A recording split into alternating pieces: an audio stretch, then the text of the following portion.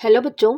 आज हम लोग क्लास 10th का एक बहुत ही इम्पोर्टेंट टॉपिक करेंगे जो सोशल साइंस से है और ये हिस्ट्री का एक बहुत ही इम्पोर्टेंट टॉपिक है, unification of Germany. Unification of Germany हर साल आता है, या तो यूनिफिकेशन ऑफ जर्मनी, या तो यूनिफिकेशन ऑफ इटली, या तो unification of Britain.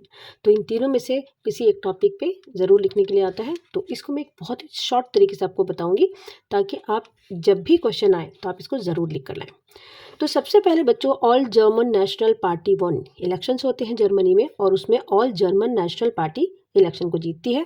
Middle class people help them in winning. Middle class के जो लोग थे उन्होंने ही ऑल जर्मन नेशनल पार्टी को वहाँ पे विन करवाया था। But because of their foolishness they are not able to come in power. लेकिन उनकी मूर्खता की वजह से कह लें, या यूनिटी नहीं होने की वजह से वो लोग पावर में नहीं आ पाते हैं। उनको सप्रेस कर दिया जाता है by monarchy and the military groups. ठीक है, but they didn't lost hope. लेकिन उन्होंने होप को नहीं खोया, because they were supported by the Junkers of Prussia.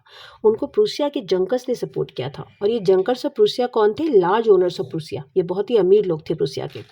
Now leadership came on Prussia's hand and from there movement of unification of Germany restarted. अब चूंकि junkers of Prussia इस movement को lead कर रहा था तो लीडरशिप इनके हाथों में आ गया। ठीक है, और इन्होंने यूनिफिकेशन ऑफ जर्मनी को रीस्टार्ट किया। Their main aim was to make Germany a nation state. इनका मेन एम यही था कि जर्मनी को एक नेशन स्टेट बनाया जाए। ठीक है, नेशन स्टेट क्या होता है? नेशन स्टेट मतलब एक इंडिपेंडेंट कंट्री बनाना। ऐसा कंट्री जिसमें कॉमन लैंग्वेज हो, कॉमन कल्चर हो, कॉमन हिस्ट्री हो, कॉमन नेशनल एंथम हो, कॉमन करेंसी हो, कॉमन नेशनल फ्लैग हो। ठीक है, this movement was led by chief minister auto when Bismarck. इस जो मूवमेंट था यूनिफिकेशन ऑफ जर्मनी का, इसको लेड किसने किया था? Chief minister auto when Bismarck. He is a very important person. अगर आपको शॉर्ट नोट आता है लिखने के लिए ऑटो वेन बिस्मार्क पे, तब भी आप ये पूरा लिख देंगे तो आपको पूरे मार्क्स मिलेंगे। तो auto when Bismarck was called the architect of unification of Germany. ठीक है, आफ्टर 3 वॉर्स, 3 लगातार वॉर्स होते हैं जो लास्ट फॉर 7 ईयर्स, 7 ईयर्स तक ये कंटिन्यू चलते हैं with Austria, Denmark and France. ये 3 कंट्रीज़ के बीच में ये वॉर चलते हैं।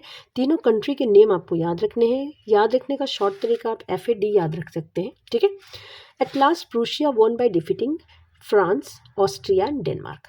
लास्ट में प्रूशिया जीत जाती है, उसने डिफीट कर दिया फ्रांस को भी, ऑस्ट्रिया को भी और डेनमार्क को भी। 18 जनवरी 1871 Persian king William one was declared king of German emperor.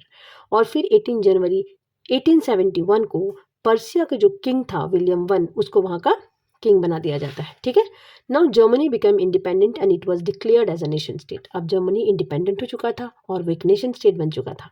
अब जो नई गवर्नमेंट आई थी जर्मनी में, ठीक है, वो किस पे इन्फेसिस करी थी? वो जोर दे रही थी कुछ इंपॉर्टेंट चीज़ों पे जो थे modernisation currencies, improving banking sectors, judicial system को अच्छा करना, है ना। Germans were very happy by the unification of Germany. So this was all about unification of Germany. बहुत ही छोटा सा नोट है, अगर आप स्टेप बाय स्टेप याद करोगे तो उसको लिखना बिल्कुल स्टोरी की तरह आपको लिख देना, फुल मार्क्स आपको मिल जाएंगे। Thank you.